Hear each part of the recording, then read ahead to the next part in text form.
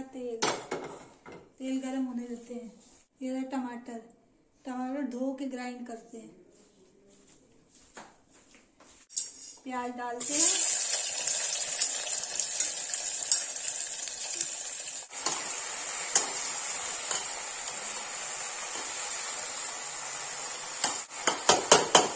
जब तक ये भूनेगा उसको ढक देंगे।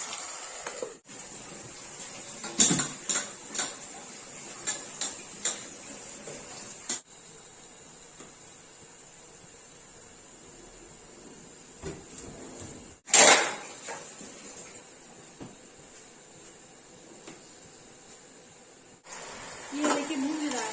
जब तक ये भूनेगा इसका लाल मिर्ची, हल्दी, गरम मसाला, सब्जी मसाला और टमाटर की प्यूरी डाल के मिला लो और मिला लो।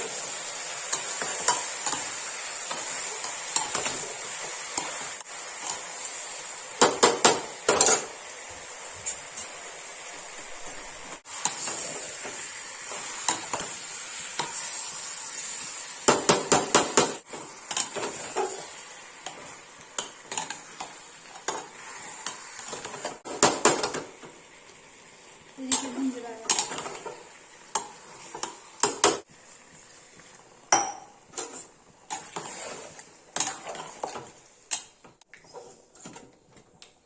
इसको सीटी दे देंगे।